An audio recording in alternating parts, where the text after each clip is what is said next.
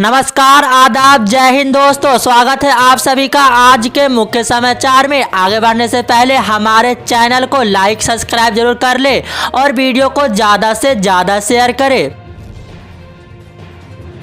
शिवसेना नेता संजय राउत ने शुक्रवार को कांग्रेस पर निशाना साधा। राउत ने दावा किया कि शिवसेना ने कांग्रेस के सामने गोवा में राष्ट्रवादी कांग्रेस पार्टी और गोवा फॉरवर्ड पार्टी के साथ मिलकर पूर्व गठबंधन बनाने का प्रस्ताव रखा था, लेकिन पार्टी ने इसमें कोई दिलचस्पी नहीं दिखाई। उन्होंने कहा कि वह तृणमूल कांग्रेस की इस बात से इत्तेफाक रखते हैं कि अगर गोवा में भाजपा चुनाव जीतकर एक बार भी सरकार बनाने में कामयाब रहती है तो इसके लिए कांग्रेस जिम्मेदार होगी।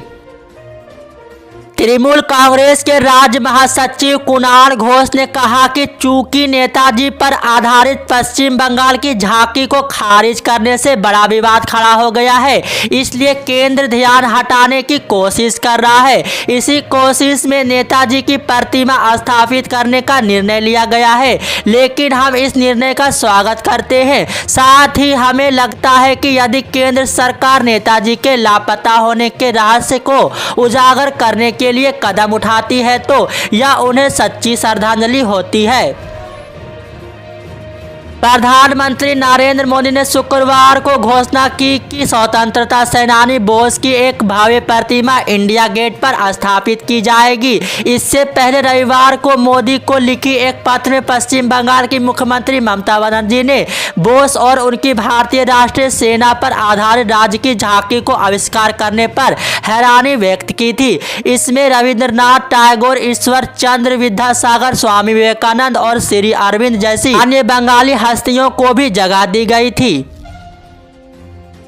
कांग्रेस के वरिष्ठ नेता और मध्य प्रदेश के पूर्व मुख्यमंत्री दिग्विजय सिंह ने मुख्यमंत्री शिवराज सिंह चौहान से 23 जनवरी को मुलाकात का समय मिलने के बाद आज यहां धरना समाप्त कर दिया। दिग्विजय सिंह से धरना स्थल पर मुख्यमंत्री सचिवालय के एक अधिकारी ने फोन पर चर्चा में कहा कि मुख्यमंत्री उनसे रविवार को करीब 12 बजे मिलेंगे। वहीं इससे पूर्व कमलनाथ और शिवराज की मुलाकात हो चुकी थी।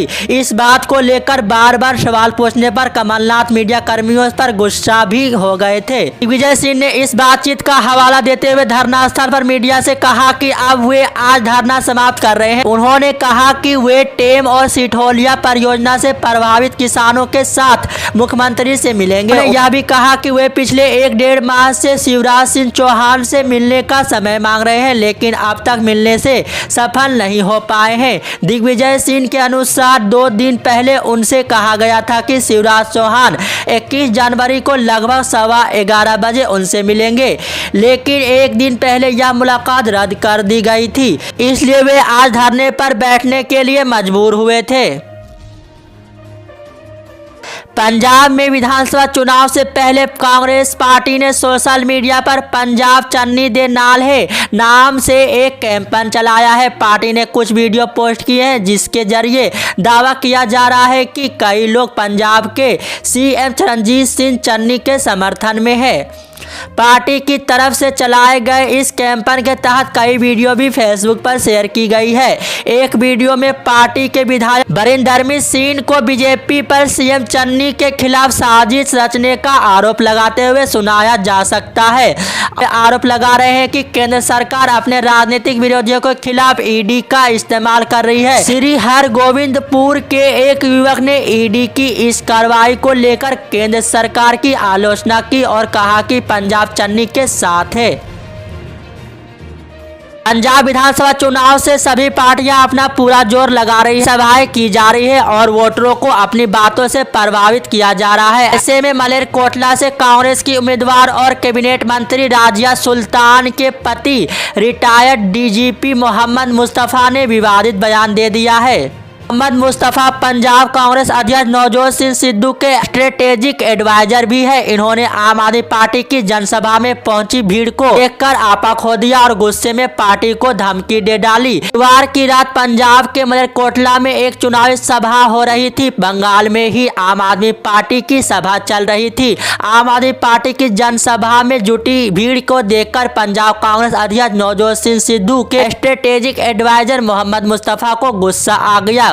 गुस्साए मोहम्मद मुस्तफ़ा ने आम आदमी पार्टी को धमकी देते हुए कहा, मैं इनकी तरह आरएसएस के एजेंट नहीं हूँ, अगर अपनी पर आ गया तो इनको एक भी जलसा नहीं करने दूंगा। मैं कौम का सिपाही हूँ और कौम के लिए खड़ा रहूंगा। मुस्तफ़ा ने यह भी कहा कि प्रशासन और ये लोग मेरी बात समझ ले कि अगर मैं बिगड़ गया तो किसी के काबू में नहीं आऊंगा। 10 सालों से लगातार चुनाव लड़ रहे पश्चिमी यूपी के बड़े मुस्लिम नेता इमरान मसूद इस बार चुनाव नहीं लड़ेंगे, बल्कि समाजवादी पार्टी और आरएलडी गठबंधन के उम्मीदवारों को लड़ाएंगे। उनका ये हृदय परिवर्तन 20 जनवरी को लखनऊ में अखिलेश यादव से मुलाकात के बाद हुआ है। इमरान मसूद लगातार 4 चुनाव हार चुके हैं। इस बार उनकी तैयारी साइकिल पर सवारी कर विधायक बनने की थी, इसलिए वे कांग्रेस छोड़कर 2 हफ्ते पहले समाजवादी पार्टी में शामिल हो गए थे। वे अपने साथ सहारनपुर देहात से कांग्रेस एमएलए मसूद अख्तर को भी ले आए थे, पर जब समाजवादी पार्टी ने उम्मीदवारों की लिस्ट जारी की तो दोनों में से किसी का नाम लिस्ट में नहीं था। इसके बाद से तो इमरान और उनके समर्थकों में खलबली मच गई। हफ्ते भर तक किस्म किस्म की खबरें आती रही। कभी कहा गया कि इमरान बीएसपी में जा रहे हैं, तो कभी कहा गया कि कांग्रेस में उनकी घर वापसी हो सकती है। हालांकि आखिरकार अखिलेश ने उन्हें मना ही लिया। इसके लिए एक फॉर्मूला बनाया गया है। इस फॉर्मूले के तहत इमरान के करीबी रागिब अंजुम को सहारनपुर से समाजवादी पार्टी का जिला अध्यक्ष बनाया गया है। उत्तराखंड चुनाव से पहले हरक सिंह रावत ने कांग्रेस की सदस्यता ले ली है। कांग्रेस में शामिल होने के बाद उन्होंने कहा कि इससे बड़ी माफी क्या हो सकती है। प्रदेश में 10 मार्च को पूर्ण बहुमत से कांग्रेस की सरकार बनेगी तो मुझे लगेगा कि मैंने माफी मांग ली। उस दिन मुझे सबसे ज्यादा खुशी होगी। अमित शाह ने कहा था कि दोस्ती नहीं टूटनी चाहिए, मैंने अंतिम समय तक दोस्ती नहीं तोड़ी। बता दें कि बीजेपी ने हरक सिंह रावत को 6 साल के लिए निष्कासित कर दिया था। बीजेपी से 6 साल के लिए निष्कासन के बाद से कयास लगाए जा रहे थे कि हरक सिंह रावत जल्द ही कांग्रेस पार्टी में दोबारा आ सकते हैं। हरक सिंह रावत ने कुछ दिनों पहले ये भी कहा था कि वो हरीश रावत से 100 बार माफी भी मांगने को तैयार है।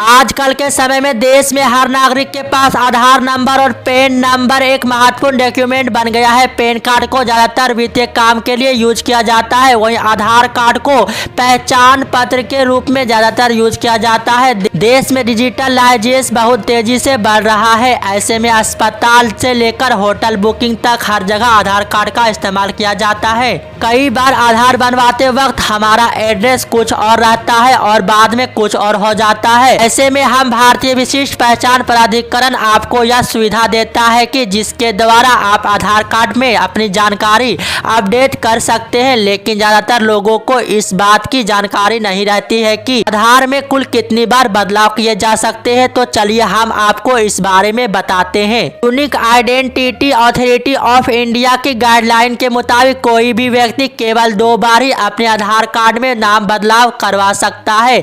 इसके अलावा आधार में डेट ऑफ बर्थ की गलती आप केवल 1 बार ही बदलाव कर सकते हैं। वहीं कई बार आधार कार्ड बनवाते समय जेंडर में गलती हो जाती है। ऐसी स्थिति में आप जेंडर को केवल 1 बार ही बदल सकते हैं।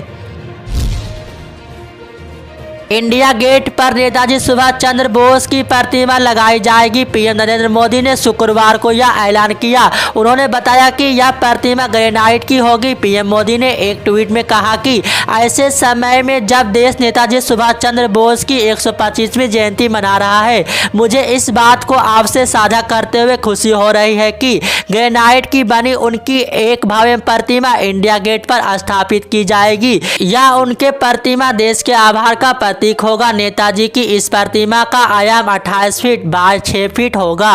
प्रधानमंत्री ने कहा कि जब तक नेताजी की ग्रेनाइट की प्रतिमा बनकर तैयार नहीं हो जाती, तब तक उस स्थान पर होलोग्राम प्रतिमा को लगाया जाएगा। उन्होंने बताया कि इस होलोग्राम प्रतिमा का वह 23 जनवरी को नेताजी की जयंती के अवसर पर लोकार्पण करेंगे। सरकारी सूत्रों ने बताया कि नेताजी की जयंती को समाहित करने के लिए अब गणतंत्र दिवस समारोह हर वर्ष 24 जनवरी के बजाय 23 जनवरी से प्रारंभ होगा। इसी तरह की छोटी बड़ी खबरों को जानने के लिए हमारे चैनल से जुड़े रहें। तब तक के लिए जय हिंद।